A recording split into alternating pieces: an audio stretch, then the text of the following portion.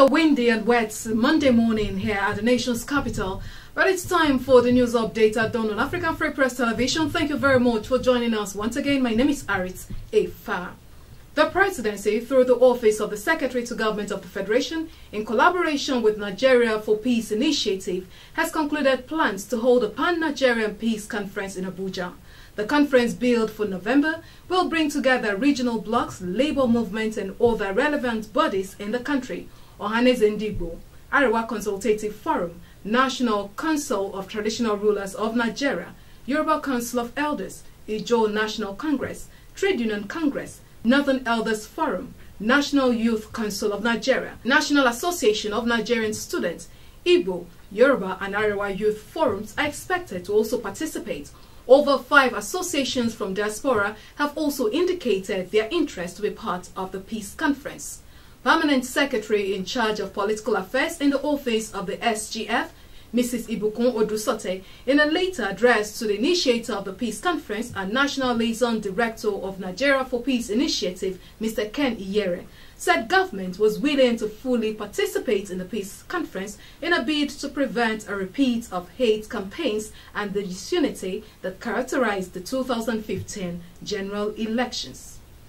Women Development Center, Awka, Anambra State, has been renamed as the Professor Dora Akunyili Women Development Center, Awka, as part of a well-organized effort to immortalize the former Minister of Information and NAFDAC Director General who fell to cancer last year. Renaming the center came after a memorial mass attended by prominent citizens, including Vice President Dr. Alex Ekweme, former National Chief Executive of the National Center for Women Development, Onyeka Onwenu, as well as key members of the Anambra State Executive Council. Governor Willie Obiano of Anambra State observed that in honoring Dora, Anambra State has built a psychological monument to her name, stating that the move is to lift her up as a beacon of hope to the people of Anambra State. Nigerian National Petroleum Corporation has commenced the process of recovering over $7 billion, that's the equivalent of 1.4 trillion naira, in over-deducted tax benefits from joint venture partners on major capital projects. The corporation has also engaged an international accounting firm to ascertain the exact amount due to government on the strategic alliance contract entered by Nigerian Petroleum Development Company, where up to 484.6 billion naira of government money would be recovered. In a report submitted to President Muhammadu Buhari by its new management detailing the corporation's successes so far, the Group Managing Director of the NNPC, Dr. Ibe Kachuku, stated that the firm had commenced its performance measurements and benchmarking.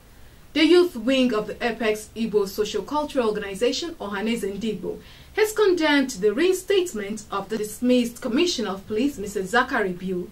Biu was on Friday reinstated and statutorily retired by the Police Service Commission nearly 3 years after it was dismissed for allegedly aiding the escape of Boko Haram mastermind Kabiru Sokoto. Sokoto, who is now serving a jail term in Abuja, was convicted for the bombing of St. Theresa Catholic Church, Madala, in Niger State. It will be recalled that no fewer than 44 worshippers of the church lost their lives on the eve of 2011 Christmas. The Ohaneze Youth Council accused the President Muhammadu Buhari of pursuing a northern agenda. The Bauchi State government says it has discovered an aircraft belonging to the state in Morocco. The state governor Mohammed Abubakar, who said this on Saturday night in Bauchi in a broadcast marking 100 days of his administration, noted that the aircraft was hid in the North African nation. He said that the recovered aircraft would be received by the state government in a few days at the Abubakar Tafawa Balewa International Airport, Bauchi. The governor said that the aircraft was recovered by a committee set up by the government and headed by Air Commodore Ahmed Tijani Baba, retired. From the world of sports, Nigeria's goalless draw against Tanzania in the 2017 Africa Cup of Nations qualifier in Dar es Salaam on Saturday has attracted criticisms to the team, but former internationals Jonathan Akwabore and Garba Lawal insist the match was not enough to judge Super Eagles coach Sunday Olise. The game puts Nigeria second with 4 points in Group G behind Egypt, who defeated Chad 5-1 in Jamena on Sunday. Akpobere, who is optimistic about Nigeria's qualification for the AFCON finals, believes the Super Eagles team is yet to blend under their new coach. The war crimes trial of Chad's former president, Hisben Habre, is due to resume in Senegal's capital, Dakar. Habre is accused of ordering the killings of 4,000 people during his rule in the 1980s, charges he denies. The court adjourned in July after Habre and his lawyers refused to speak to the judge. The trial marks the first time one African country has prosecuted the former leader of another. A Chadian Truth Commission found in 1992 that the Habre regime was responsible for about 40,000 deaths and disappearances. In 2005, a court in Belgium issued a warrant for his arrest, claiming universal jurisdiction. But after Senegal referred the issue to the African Union, the AU asked Senegal to try Mr. Habre on behalf of Africa. A medical evacuation plane with 7 people on board, including a French patient, disappeared off the coast of Senegal on Saturday night during a flight from Burkina Faso to Dakar. According to aviation authorities, the private Senegal airplane flying from Ouagadougou dropped off radar screens at 18:08 GMT, 118 km west of the Senegalese capital. The plane was carrying 3 crew members, a doctor, and 2 nurses, as well as the patient. Those on board included 2 Algerians and a citizen of Congo. The aviation authority have not specified if it meant Democratic Republic of Congo or Republic of Congo. Germany's coalition government has agreed to spend €6 billion to support record numbers of migrants and other measures to deal with the influx.